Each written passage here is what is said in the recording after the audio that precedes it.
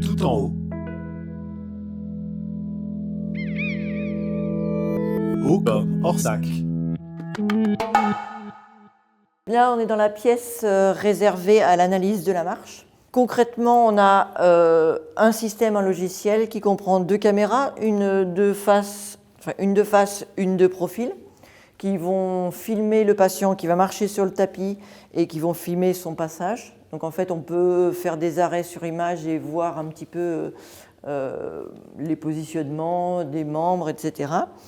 Et le tapis, lui, est équipé de capteurs qui vont mesurer la pression, le temps d'appui des pieds et qui nous donnent s'il y a du retard sur le passage d'un pas, etc. et qui va nous donner des résultats par rapport à la norme, quoi, en fait.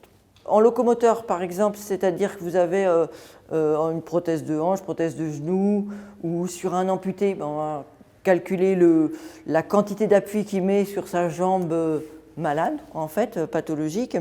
Par exemple, en neurologie, donc quand c'est plutôt des paralysies avec ce qu'on appelle de la spasticité, c'est-à-dire des raideurs, le médecin fait des injections de toxines, donc des choses qui assouplissent les muscles, on va dire, pour faire simple, et voir l'efficacité. C'est-à-dire que est-ce que ça améliore la vitesse de marche? Est-ce que ça améliore le passage du pas?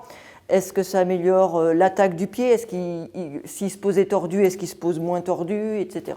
Donc en général, on fait un bilan à l'entrée. Après, si on estime, voilà, on refait un bilan si on voit une amélioration, si on veut la chiffrer. Pour les toxines, ce qui est bien, c'est qu'on fait un bilan avant les toxines. Et puis on fait un bilan à 15 jours à mois quand on est sûr que les toxines font effet pour pouvoir comparer un petit peu les deux bilans, quoi, en fait.